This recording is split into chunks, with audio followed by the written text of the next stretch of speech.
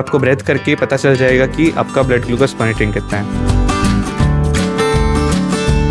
या डिव्हाइसला आम्ही फक्त आपल्या श्वासाद्वारे आपल्या ब्लडमध्ये आपल्या श्वासमध्ये किती ॲसिटोन आहे आणि ते ॲसिटोनचं कॉन्सन्ट्रेशन वाढतं तर आपल्या ब्लडमध्येही आपला ब्लड शुगर वाढतो.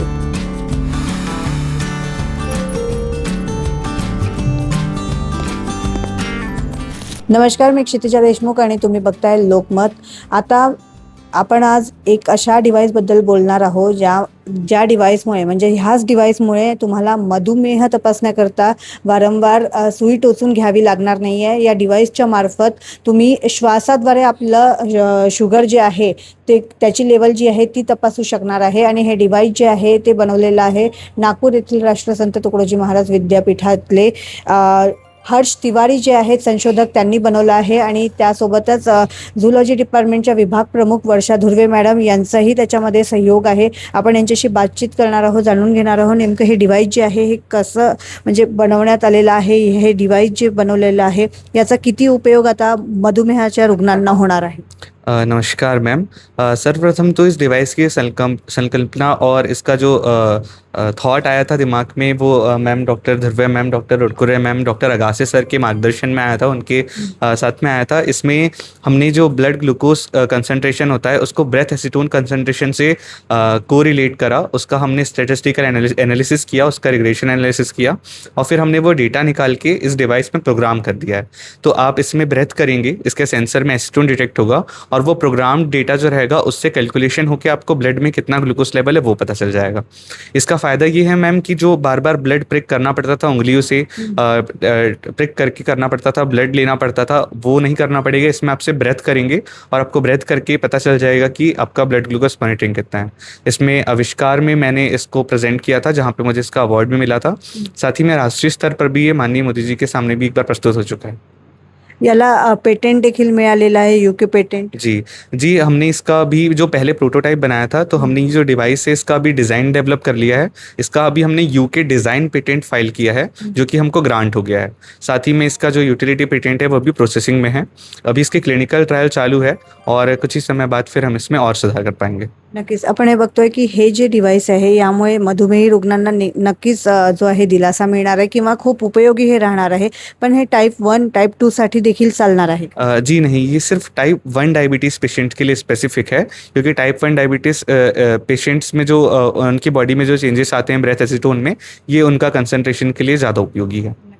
आणि हे जे डिव्हाइस आहे हे म्हणजे कुठले याचे निकष राहणार आहेत. म्हणजे जर आपण बघतोय की आता मोठ्या प्रमाणात लहान मुलं असतील, वयोवृद्ध असतील त्यांना तर डायबिटीस होतोच, पण लहान मुलांमध्ये देखील डायबिटीस बघायला मिळतो.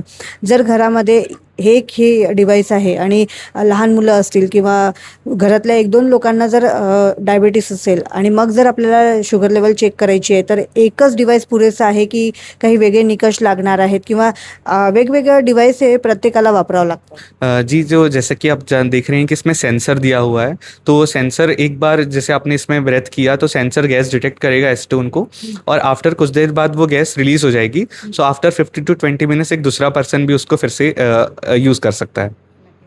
वर्षा मॅडमकडनं आपण जाणून घेणार आहोत, त्यांचा देखील याच्यामध्ये मोठा सहयोग आहे. काय सांगाल मॅडम या डिव्हाइसबद्दल, किती उपयोगी राहणार आहे हे? फार उपयोगी राहणार आहे.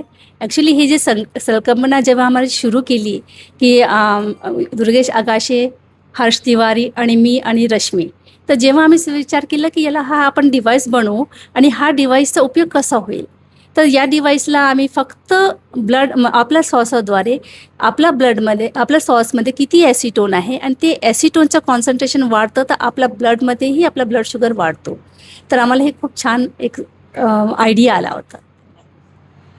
एवढं चांगलं डिव्हाइस जे आहे तुम्ही हे बनवलेलं आहे, शुगर ब्रेथ AC 3.0 याला नाव देण्यात आलेलं आहे. हे कधीपर्यंत बाजारात येणार आहे आणि किती कॉस्टिंग याचं असणार आहे साधारणतः? सर्वसाधारण लोक देखील हे विकत घेऊ शकतील का? जी मैम, फ़िलहाल में अभी इसका क्लिनिकल ट्रायल चालू है. हम इसका और फर्दर कैलिब्रेशन कर रहे हैं. हम कोशिश करेंगे कि अभी जो मार्केट में अवेलेबल डिवाइसेस है ये उनसे उतने ही रेट में और उनसे कम रेट में हम इसको बनाने की कोशिश कर रहे हैं.